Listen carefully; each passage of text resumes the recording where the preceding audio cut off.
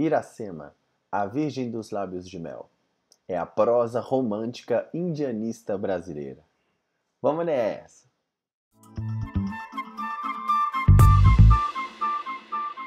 Fala aí galera, beleza? Ivo Júnior na área, trazendo mais uma aula de literatura para vocês.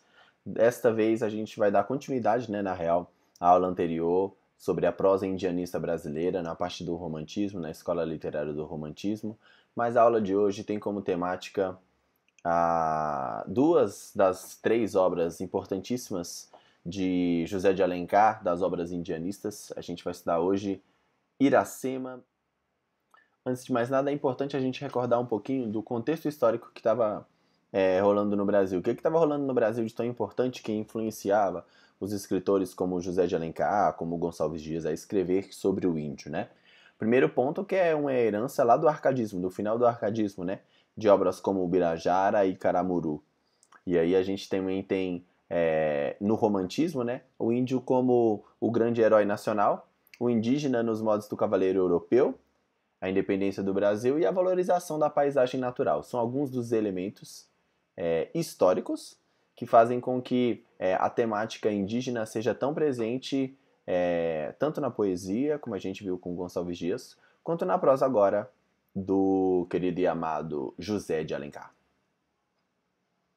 Então, senhores, a gente vai analisar hoje um pouquinho, de maneira mais aprofundada, né, a obra Iracema, também do José de Alencar, né?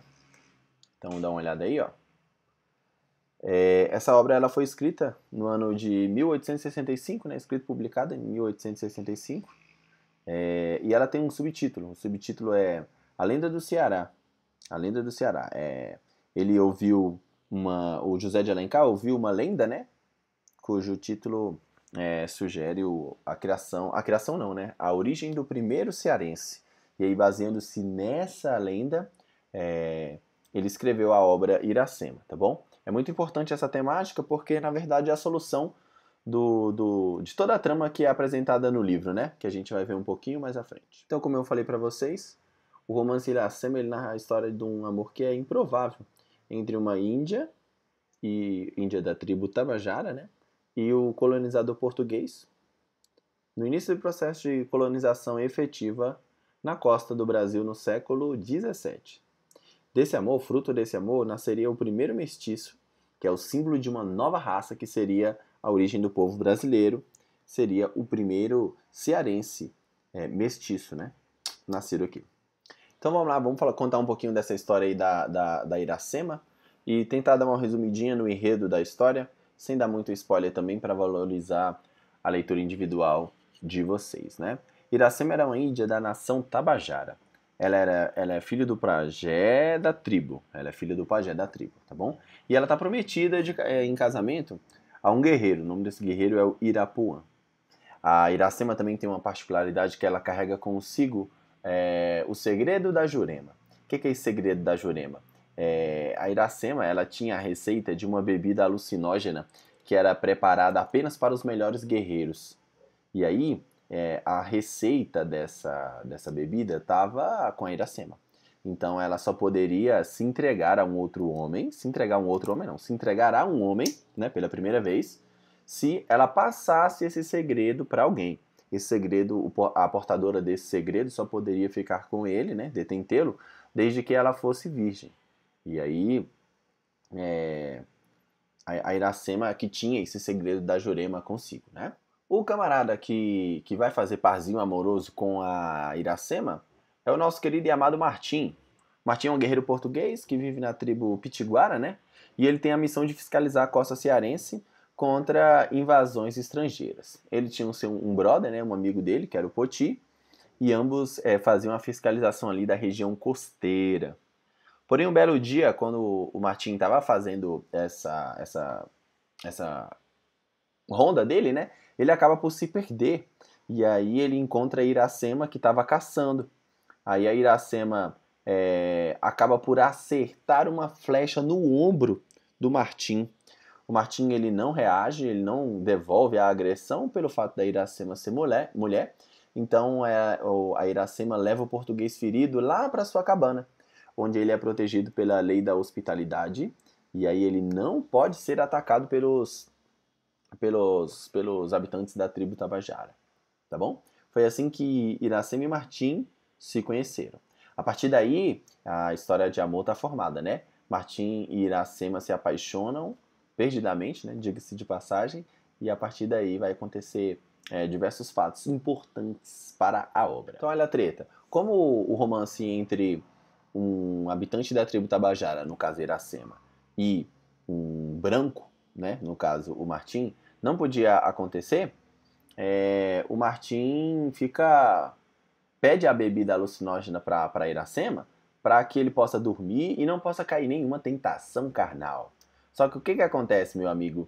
Quando a Iracema faz, né, a receita para ele, que só ela detém a receita dessa bebida, e essa bebida causou alucinações no Martim, e aí ele sonha que tá namorando a Iracema. Ele sonha que a Iracema perdeu a virgindade dela com ele, e aí ele acorda assim meio desnorteado assim e tal, e aí ele percebe que de fato aconteceu, e aí a Iracema não é mais digna de portar o segredo da Jurema. Aí, coleguinhas, dando continuidade ao enredo, a Iracema explica, né, toda a situação para Martim, fala que eles não podem ficar juntos porque é impossível uma índia da tribo Tabajara se envolver com um branco, e o Martim ainda tinha relações com a tribo dos Pitiguaras. Então esse romance era praticamente impossível, né? O que acontece? O camarada o guerreiro, né, que a Iracema era prometido para ele, ficou sabendo, né? Ficou sabendo o Araquém ficou sabendo que Iracema estava se relacionando com Martim, então ele decide beber o sangue do guerreiro branco. E aí ele arma para que as duas tribos entrem em guerra. E aí os Pitiguaras, que era a galera do Martim, entrem em guerra contra a tribo dos Tabajaras, que é a tribo da Iracema, né? Liderada lá pelo Irapuã. Que então que o Martim resolve fazer? O Martim resolve fugir. O Martim foge com Iracema e constrói uma cabana na praia onde ele passa a viver com ela lá. Pouco tempo depois a Iracema engravida. E aí esse filho acaba por prender o Martim aqui, porque o Martim tinha um sonho. O Martim queria que Iracema voltasse com ele para a Europa. Só que a Iracema não queria, porque estava presa aqui ao Brasil, né? E Martim estava muito balançado para voltar para a Europa. E aí o filho era mais um peso para que Martim ficasse aqui no Brasil. Aí, colegas, rola tipo uma depressão de Iracema, tá? Porque o que acontece? O Martim, ele fazia suas expedições, né? Fiscalizando a costa do Brasil, e a Iracema ficava sozinha. A Iracema não tinha mais tribo, porque a tribo dela entrou em guerra e ela teve que fugir. Ela não tinha o marido e o filho que estava nascendo e tal, ela ficava sem ninguém. E aí ela se sente muito culpada pela tristeza do Martim, porque Martim queria ir para a Europa, voltar para casa, e ele também não conseguia. Então ficava aquela vida de depressão pesada. Até que o filho dela nasce, né? E aí ela chama o filho de Moacir, que na linguagem lá do indígena é o filho da dor. Só que, devido às complicações depois do nascimento do Moacir, a Iracema vem a óbito, a Iracema morre. O Martim enterra na sombra da palmeira, pega o filho, primeiro representante de uma nova raça, e parte de volta para Portugal. Alguns anos mais tarde ele volta liderando um grupo de colonos. No lugar onde ele viveu o seu amor com a moça, ele funda a primeira cidade do Ceará. Aqui, colegas, para ilustrar um pouco da linguagem, né, do José de Alencar, para mostrar um pouco da dramaticidade que ele coloca na obra, eu trouxe para vocês aqui um fragmento da obra, que é a parte final do texto, quando Iracema morre. E aí ele fala aqui, ó. O cristão moveu o passo vacilante. De repente, entre os ramos das árvores, seus olhos viram, sentada à porta da cabana, Iracema, com o filho no regaço e o cão a brincar. Seu coração arrastou o ímpeto e toda a alma lhe estalou nos lábios. Iracema, a triste esposa e mãe, soabriu os olhos ouvindo a voz amada. Com grande esforço, Pôde erguer o filho nos braços, apresentá-lo ao pai e olhar que o olhava estático em seu amor. Recebe o filho do teu sangue. Chegastes a tempo. Meus seios ingratos já não tinham alimento para dar-lhe. E aí, momentos depois, a Iracema morre. Outros fatos importantes aqui, galera, da análise da obra, tá? A história ela é narrada em terceira pessoa. Ela tem um narrador externo, fora da história, né? E esse narrador ele é onisciente. Ele sabe de tudo o que acontece na história. A narrativa ela é não linear, ou seja, de tempo cronológico. O que isso quer dizer? Que o tempo vai e volta, não há uma linearidade de dias e nem sequência temporal retilínea, né?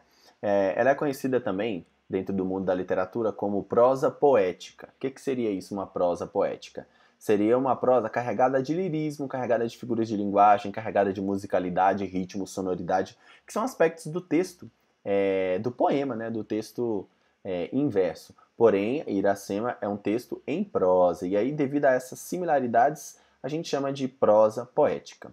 Outro fator importante é que ele se encaixa no romance histórico e indianista. E por que histórico? Porque ele conta a lenda da fundação de uma das cidades brasileiras, de um dos estados brasileiros, né? O estado do Ceará e o primeiro cearense. E aí, para finalizar a nossa análise, a gente tem algumas metáforas, né? Algumas alegorias que são abordadas na obra e que às vezes passa despercebido, né? A palavra Iracema é um anagrama de América. América, não é? A Iracema, a Índia, representa a América Virgem, ou seja, a América ainda não colonizada, que quando chega o europeu, ela é descoberta e aí começa a se desenhar uma nova história, né? Martim, ele representa o europeu colonizador. Da união do índio nativo americano com o colonizador branco europeu, nasce o brasileiro, o Moacir, o filho da dor. Então, colegas, espero ter ajudado aí. Na aula de hoje a gente estudou um pouquinho mais sobre Iracema, uma das 3 obras mais importantes da prosa indianista romântica de José de Alencar, tá bom? Até um próximo encontro, espero ter ajudado. Muito obrigado e até a próxima. Tchau, obrigado!